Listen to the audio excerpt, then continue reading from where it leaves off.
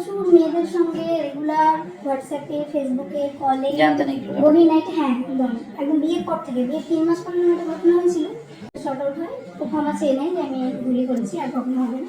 কিন্তু তারপর থেকে সেগুলো কন্টিনিউ ছিল।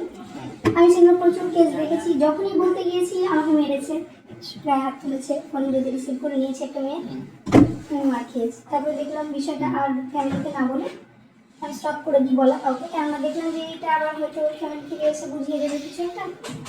আমি বিষয়গুলো নিয়ে ওকে বলা বন্ধ করি, ওর বাবা মাকে জানাই, ওর বাবা মা অ্যাডভাইস করে তোমাকে দেখতে হবে না কিছু, এমনি ফোন করুক না, কি আছে। হ্যাঁ, বাচ্চাটা তো নিতে চাইনি, কিন্তু সবাই অ্যাডভাইস করে লাস্টে আমার বড়রা ঠিক হয়ে যাবে, যে ঠিক হয়ে যাবে, বাচ্চা নিয়ে নাও, ঠিক হয়ে যাবে। এমন কেউ বন্ধুরাও কিছু ছিল, তারা খুব হেল্পফুল ছিল।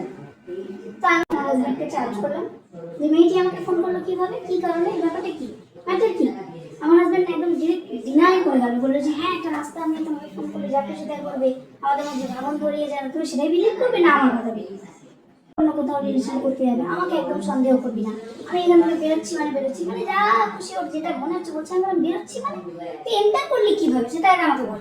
তুই যখন জানিস বাচ্চা আছে, বউ আছে, তুই ঢুকছিস, বাচ্চাটাকে ভর্তি করতে হবে, বাচ্চাটা অসুস্থ হয়েছে, কখনো আসে না, অসুস্থ শোনার পরেও আসে না ছুটে।